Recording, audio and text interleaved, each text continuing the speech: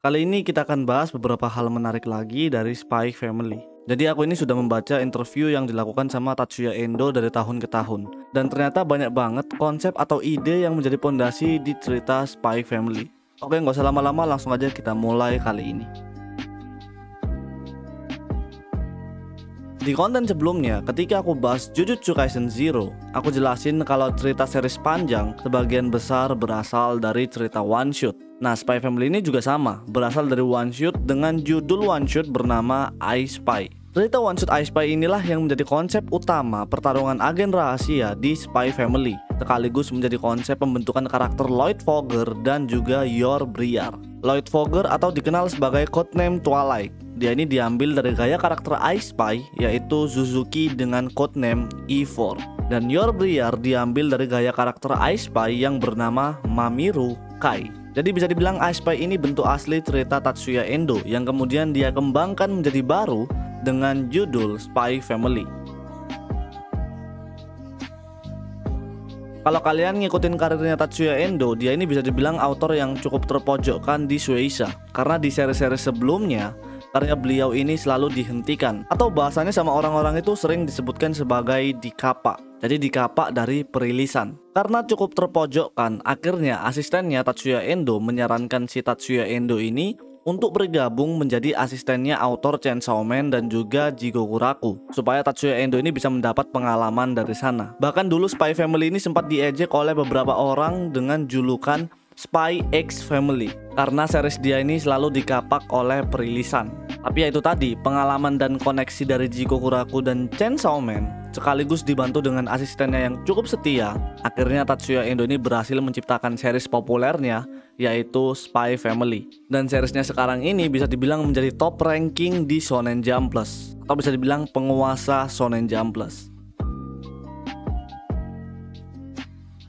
Walaupun judul series ini tuh terlihat sederhana, tapi Tatsuya Endo sendiri ini menghabiskan waktu lama hanya untuk menentukan judul seriesnya. Jadi setelah one shotnya yang I Spy, Tatsuya Endo ini langsung bergegas untuk memperbarui series barunya. Dibantu dengan asistennya, mereka berdua ini setuju untuk memberikan nama series ini berjudul Spy Family. Nah, bagi Tatsuya Endo, judul Spy Family ini akan terlihat biasa kalau disebutin dalam bahasa Jepang, karena dibaca dengan penulisan katakana gitu kan. Tapi akan terlihat sangat aneh kalau disebutkan bagi orang-orang yang berbahasa Inggris. Dari situ Tatsuya Endo ini memikirkan semalaman, dan ketika kembali menemui asistennya, dia sudah membawa 100 judul yang berbeda-beda, dan akhirnya mereka memutuskan untuk menambahkan X atau silang di tengah-tengah judul Spy Family, sehingga menjadi judul Spy X Family bagi orang-orang di luar Jepang. Dan dia mengatakan bentuk judul ini tuh diambil dari gaya Hunter x Hunter, karena Tatsuya Endo ini merasa kalau judulnya Hunter x Hunter ini terkesan sederhana dan mudah diingat banyak orang.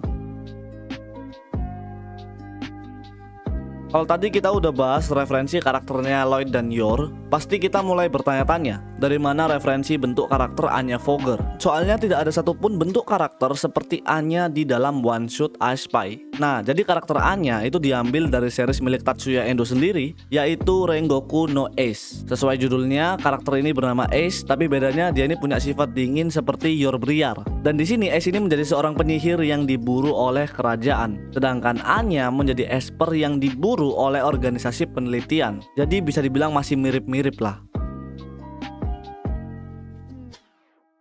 Jadi ketika masih kecil, Tatsuya Endo ini memiliki kakak laki-laki yang sangat menyukai majalah dari Jump. Dan itu membawa Tatsuya Endo ini mengenal Dragon Ball dan juga Dragon Quest, yang kemudian menjadi series dan game favoritnya. Dari situlah Tatsuya Endo ini mengenal orang-orang yang berperan besar dalam Dragon Quest dan Dragon Ball, yaitu Akira Toriyama, sehingga membuat Tatsuya Endo ini bercita-cita menjadi mangaka seperti Akira Toriyama. Dan itu menjadi alasan kenapa dia ini tidak menyerah di perilisan Jump Komik, walaupun sampai dipojokkan di Jump Komik. Karena Jump Komik ini adalah tempat para seniman besar idolanya, salah satunya Akira Toriyama. Aku sebelumnya sudah pernah membahas beberapa hal yang menjadi referensi Spy X Family dalam ceritanya. Salah satunya perseteruannya Jerman Barat dan Jerman Timur. Tatsuya Endo ini mengakui jika dia ini mengambil latar belakang dari sejarahnya Jerman. Tapi Tatsuya Endo ini merubah banyak hal dalam ceritanya. Seperti contoh nama daerah, yaitu Westalis dan Ostania. Karena bagi Tatsuya Endo, jika dirinya terlalu fokus dalam sejarah aslinya, itu bisa membuat cerita Spy Family ini semakin terbatas. Makanya dia ini merubah banyak hal untuk bisa dimasukkan beberapa unsur fiksi yang lebih menarik lagi. Ketika kita mencoba menonton atau membaca series Spy Family, kita sering diperlihatkan bagaimana Anya ini memiliki kosakata yang cukup unik, dan kata-kata ini munculnya juga cukup unik.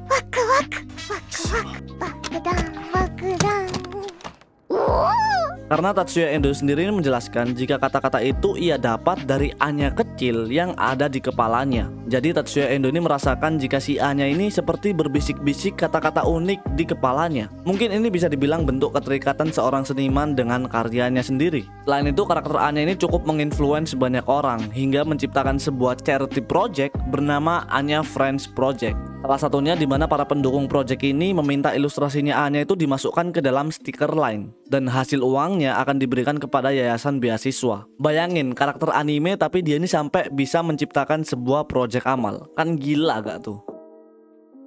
Oke, jadi itu dia beberapa hal menarik dari interview yang dilakukan oleh Tatsuya Endo dari tahun ke tahun. Dari interview ini kita bisa melihat beberapa hal menarik yang menjadi benang merah antara autor dengan karya mereka sendiri. Dan buat aku pribadi, hal ini sangat menarik untuk disimak atau diikutin. Oke, jadi gimana menurut kalian? Tulis pendapat kalian di kolom komentar. Sekian dulu yang bisa aku bawakan. Terima kasih sudah menonton video ini sampai habis. Aku Jian, sampai bertemu di video yang selanjutnya.